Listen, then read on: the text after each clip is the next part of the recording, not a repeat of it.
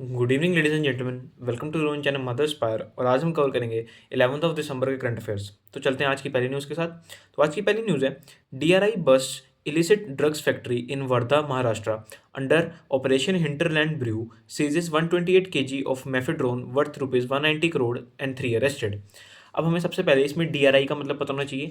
DRI का मतलब है डायरेक्टरेट ऑफ रेवेन्यू इंटेलिजेंस। ठीक है, ये जो डीआरआई है ये एक डिपार्टमेंट है, डायरेक्टरेट ऑफ रेवेन्यू इंटेलिजेंस। और ये किसके अंडर आता है? ये आता है under the ministry of finance. ठीक है, डायरेक्टरेट ऑफ रेवेन्यू इंटेलिजेंस आता है under the ministry of finance. तो इसी ने ना एक इलीगल ड्रग्स फैक्ट्री को पकड़ा है, जो कि वर्धा एक जगह है महाराष्ट्र में, वहाँ पे। ठीक है, तो ये जो वर्धा महाराष्ट्र में जो जगह है जहाँ पे ये इलीगल ड्रग्स फैक्ट्री चल रही थी, तो वहाँ पर किस ऑपरेशन के अंडर इन लोगों ने, जो DRI directorate of revenue intelligence, इन्होंने ये ड्रग फैक्ट्री को पकड़ा है। तो ये था ऑपरेशन हिंटरलैंड ब्रू। अब ये जो ऑपरेशन हिंटरलैंड ब्रू था, इन्होंने अराउंड उन्होंने एक ड्रग फैक्ट्री को पकड़ा। उसमें उन्होंने ड्रग फैक्ट्री को पकड़ा जिसमें अराउंड 128 kg ऑफ मेफेड्रोन था। अब ये मेफेड्रोन क्या होता है? ये एक जो मेफेड्रोन है ये एक इलीगल ड्रग है, जो कि एनडीपीएस एक्ट के अंदर भी इलीगल है। ठीक है, तो ये इलीगल ड्रग को पकड़ा जो कि अराउंड 192 करोड़ का था, और इसमें अराउंड थ्री लोगों को अरेस्ट भी किया गया। ठीक है, तो ये थी हमारी आज की फर्स्ट न्यूज़। अब हम चलेंगे अपनी सेकंड न्यूज़ पे। तो हमारी सेकंड न्यूज़ है, UPI recognized as world's largest real-time payment system by IMF accounts for 49% of global transactions। अब हमें सबसे पहले यूपीआई का मतलब पता होना चाहिए। यूपीआई का मतलब होता है यूनिफाइड पेमेंट इंटरफेस। अब यूपीआई जो है, यूनिफाइड पेमेंट इंटरफेस, ये हमारी बहुत सारी चीज़ों में काम आती है। जैसे हम जो ऑनलाइन कैश पे करते हैं वाया गूगल पे, वाया फ़ोन पे, और भी पेटीएम, और भी जितनी सारी ऐप्स हैं उसके थ्रू, तो ये यूपीआई के थ्रू ही होता है। यूपीआई मतलब यूनिफाइड पेमेंट इंटरफेस। तो ये वर्ल्ड का सबसे ज़्यादा largest real time payment system है। रियल टाइम पेमेंट सिस्टम मतलब जैसे मैंने यहाँ से किसी को पैसे ट्रांसफ़र किए और उसको झट से मैसेज आ गया कि आपके पैसे आ गए हैं। ठीक है, तो ये होता है रियल टाइम पेमेंट सिस्टम। ठीक है, तो ये जो हमें रिपोर्ट है ये किसने दी है कि यूपीआई को रिकॉग्नाइज किया गया है as world's largest real time payment system. तो ये बताया गया आईएमएफ के द्वारा। और मैं आईएमएफ की फुल फॉर्म पता होनी चाहिए। आईएमएफ का मतलब होता है इंटरनेशनल मॉनेटरी फंड। तो इन्होंने हमें बताया है कि यूपीआई को रिकॉग्नाइज किया गया as world largest real time payment system. ठीक है, तो ये अकाउंट करता है अराउंड 49% ऑफ ग्लोबल ट्रांजेक्शंस। मतलब कि 100% जितनी भी मतलब जैसे फॉर एग्जाम्पल पूरे वर्ल्ड में जितनी भी ट्रांजेक्शन हो रही हैं उसमें अराउंड 49% यूपीआई से ट्रांसफर हो रहा है। ठीक है, तो सबसे ज़्यादा यूपीआई से हो रहा है। हमें सबसे फर्स्ट नंबर पर है यूपीआई, जिसको हम यूनिफाइड पेमेंट इंटरफेस बोलते हैं, जिसका परसेंटेज रेशियो है अराउंड 49%। और दूसरे नंबर पर आता है चाइना का आली पे। एक चाइना का एली पे करके ऐप है, उसके थ्रू सेकंड नंबर पर सबसे ज़्यादा ट्रांजेक्शन्स हो रही हैं, ग्लोबल ट्रांजेक्शन्स। ठीक है, तो ये थी हमारी आज की सेकंड न्यूज़। अब हम चलेंगे अपनी थर्ड न्यूज़ पे। हमारी थर्ड न्यूज़ सिंपल सी वन लाइनर न्यूज़ है, Deepavali enters intangible heritage list.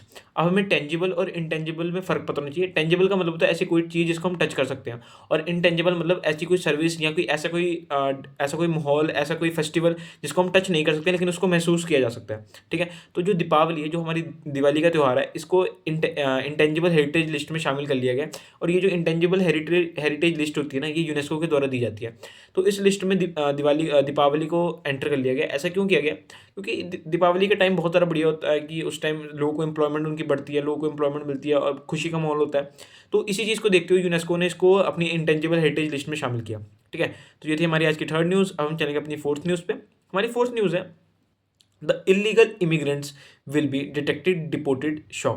ठीक है, अब अमित शाह ने बोला है एक प्रेस कॉन्फ्रेंस में कि जो इलीगल इमिग्रेंट हैं उनको डिटेक्ट किया जाएगा, उनको डिपोर्ट किया जाएगा। अब सबसे पहले हमें इलीगल इमिग्रेंट का मतलब पता होना चाहिए। इलीगल इमिग्रेंट का मतलब होता है कि ऐसे लोग जो कि अपना घर छोड़कर जो कि उनकी पर्टिकुलर नेटिव प्लेस है उसको छोड़कर किसी और कंट्री में आ जाए। अब जैसे फॉर एग्जांपल बांग्लादेश के लोग बांग्लादेश को छोड़कर इंडिया में आ जाए, तो इसी को हम इलीगल इमिग्रेंट बोलते हैं। और उनके पास कोई पासपोर्ट नहीं है, कोई कुछ नहीं है, फिर भी वो इंडिया में आ जाए बॉर्डर क्रॉस करके, तो इसी को हम इलीगल इमिग्रेंट बोलते हैं। तो अमित शाह ने बोला है कि जो हमारे होम मिनिस्टर अमित शाह, उन्होंने बोला है कि वो डिटेक्ट करेंगे, वो पकड़ेंगे ऐसे लोगों को। फिर उसके बाद उनको जो इलीगल इमिग्रेंट्स उनको डिटेक्ट किया जाएगा, फिर उसके बाद उनको उनकी कंट्री में डिपोर्ट कर दिया जाएगा। ठीक है, तो ये किसके थ्रू होगा? तो ये होगा एसआईआर के थ्रू। अब हमें एसआईआर का मतलब पता होना चाहिए। एसआईआर का मतलब होता है स्पेशल इंटेंसिव रिवीजन। अब इस स्पेशल इंटेंसिव रिवीजन में पता क्या होता है? इसमें होता है कि एक क्लीन वोटर लिस्ट बनाई जाती है। क्लीन वोटर लिस्ट कैसे बनेगी?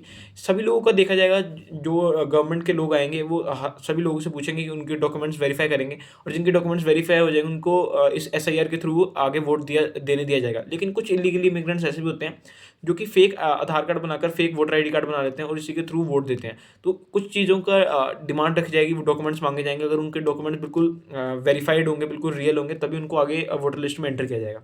ठीक है। तो अभी इसी में एक चीज़ निकल के, एक रिपोर्ट निकल के आती है कि जो बांग्लादेश के लोग इंडिया में है ना, वो अराउंड 2 टू अराउंड 20 मिलियन लोग जो हैं वो इस टाइम प्रेजेंटली इलीगल इमिग्रेंट बनकर इंडिया में रह रहे हैं। तो अराउंड 2 करोड़ लोग ऐसे हैं जो कि इलीगल इमिग्रेंट बनकर इंडिया में रह रहे हैं। तो हमें ये पता होना चाहिए कि कैसे इलीगल इमिग्रेंट हमारे देश में बढ़ते जा रहे हैं, जिसके कारण हमारे देश की पॉपुलेशन बढ़ती जा रही है और हमारे देश को ही नुकसान हो रहा है। ठीक है। तो ये थी हमारी आज की फोर्थ न्यूज़। अब हम चलेंगे अपनी फिफ्थ न्यूज़ पर। तो हमारी फिफ्थ न्यूज़ है इलेक्शन, हाँ, election commission to conduct special intensive revision in 12 states. अच्छा, अब ये जो अभी हमने पिछली न्यूज़ में बात करी कि जो इलेक्शन कमीशन है, जो SIR है वो कैसे होगा, तो इसी में ना इलेक्शन कमीशन है जो हमारे जितने भी इलेक्शंस हैं उसको करवाता है, तो उसी को हम इलेक्शन कमीशन बोलते हैं। तो ये जो इलेक्शन कमीशन है, इसने बोला है कि वो SIR करवाएगा नई 12 स्टेट्स में। अब SIR का हमें मतलब पता होना चाहिए। SIR का मतलब होता है स्पेशल इंटेंसिव रिवीजन। मैंने पिछली न्यूज़ में भी बताया, सेम वही बात है। उसकी आगे ही कंटिन्यूएशन है उसी न्यूज़ की, कि इसमें क्या है कि स्पेशल इंटेंसिव रिवीजन होगा और 12 स्टेट्स में और यूनियन टेरिटरीज में। ठीक है। तो मेनली हमें स्पेशल इंटेंसिव रिवीजन का मैंने मतलब पिछली न्यूज़ में बता दिया। तो इसी में एक और चीज़ है कि 2023 में इलेक्शन कमीशन ऑफ इंडिया के जो कमिश्नर हैं उनको एक इम्यूनिटी मिली थी। अब जैसे क्या होता है कि 2023 में एक रूल बना था, जो भी इलेक्शन कमीशन ऑफ इंडिया का कमिश्नर होगा उसको इम्यूनिटी मिलेगी कि उसके ऊपर कोई भी जैसे उसको ऑन द स्पॉट गिरफ्तार नहीं कर सकते हैं।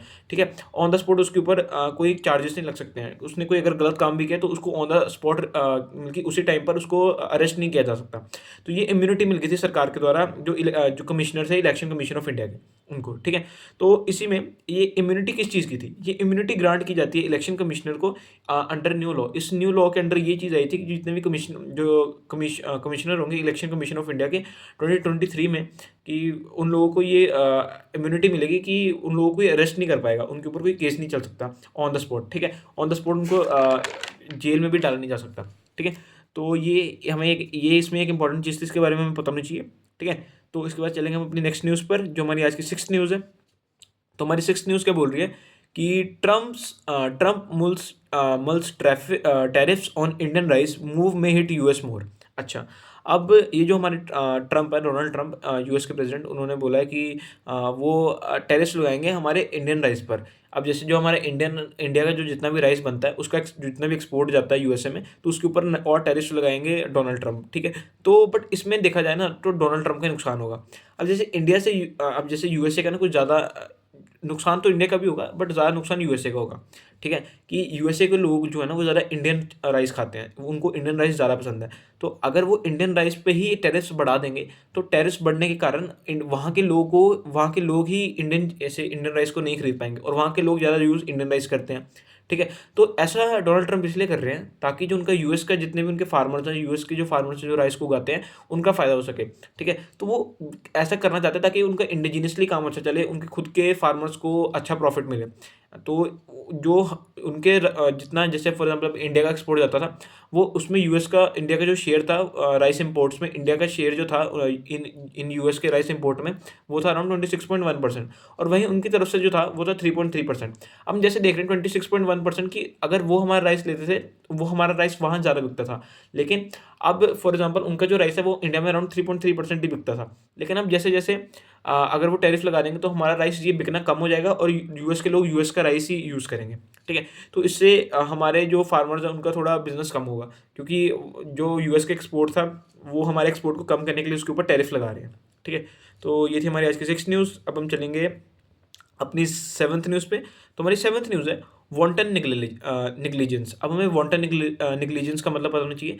अब एक गोवा में ना एक वो था, क्लब था, जिसका नाम था Birch by Romeo Lane night club. अब ये जो क्लब था नॉर्थ गोवा में था, और उसमें अराउंड 25 लोगों की डेथ होगी ड्यू टू फायर। अब वहाँ पर आग लग गई थी उस नाइट क्लब में, और वहाँ पर अराउंड नॉर्थ गोवा में अराउंड 25 लोगों की डेथ हो गई। अब ये ऐसा, हमें इसमें जानने वाली बात ये है कि ये जो क्लब के ओनर थे इनके पास कोई NOC भी नहीं थी। NOC का मतलब होता है नो ऑब्जेक्शन सर्टिफिकेट। अब उनके पास NOC भी नहीं थी, इसका मतलब वो गवर्नमेंट, उनका और गवर्नमेंट के आपस में बीच में कनेक्शन अच्छे थे, जिसके कारण उनको बिना NOC के वो अपना नाइट क्लब चला रहे थे। और इससे ये हमें पता चलता है कि अगर अगर गवर्नमेंट और अमीर लोगों की इतनी ज़्यादा आपस में वो होगी, आपस में मिली-भगत होगी, तो वो कुछ भी कर सकते हैं, तो आम लोगों की वो ज़िंदगी नहीं रह पाएगी, ठीक है? तो नो ऑब्जेक्शन सर्टिफिकेट के कारण इसमें ये उनको ये पता चला कि जैसे पुलिस ने ये पता लगाया कि बहुत सारे मिनिस्टर्स भी इसके साथ जुड़े हुए थे और उन्होंने बहुत ज़्यादा करप्टेड मिनिस्टर्स भी थे इनके साथ, जिसके कारण उन्होंने साइन वगैरह कर दिए और उनको बिना एनओसी के ही वो अपना नाइट क्लब चला रहे थे। तो अब ऐसे अगर अच्छे से सर्वे होगा ना, तो और भी बहुत सारे क्लब्स ऐसे निकलेंगे। लेकिन अब अच्छे से सर्वे नहीं होता है इंडिया में, तो इसलिए ऐसे क्लब्स बाहर नहीं आते। मतलब इससे ये पता चलता है कि जैसे फॉर एग्ज़ाम्पल ये जो Birch by Romeo night club था, इसके जो ओनर्स थे, उनको कितना पॉलिटिकल सपोर्ट था उनके पास। इसके अलावा जो गोवा की लोकल पंचायत थी, उन्होंने भी बोला था कि इनके पास एनओसी नहीं है, कोई नो ऑब्जेक्शन सर्टिफिकेट नहीं है, लेकिन फिर भी ये अपना क्लब चला रहे हैं, तो उसको इनके क्लब को बंद किया जाए। फिर भी सरकार ने इनकी सुनी नहीं। जो लोकल पंचायत के लोग थे, उन्होंने बोला था इसको डेमोलिश किया जाए, ये जो नाइट क्लब है, बट फिर भी सरकार ने सुनी नहीं और सरकार के कुछ मंत्रियों के कारण आज 25 लोगों की डेथ हो गई, ठीक है? तो ये थी हमारी आज की 7th न्यूज़, जो कि आज की लास्ट न्यूज़ भी थी। तो अब हम चलते हैं अपने होमवर्क पर। तो आज का होमवर्क है, on which that is international anti corruption day is observed in 2025? इसके 4 ऑप्शंस हैं: ए दिसंबर 6th, बी दिसंबर 7th, सी दिसंबर 9th या फिर डी दिसंबर 2nd। इसका जवाब कमेंट सेक्शन में ज़रूर दीजिएगा। मिलते हैं नेक्स्ट वीडियो में। Thank you.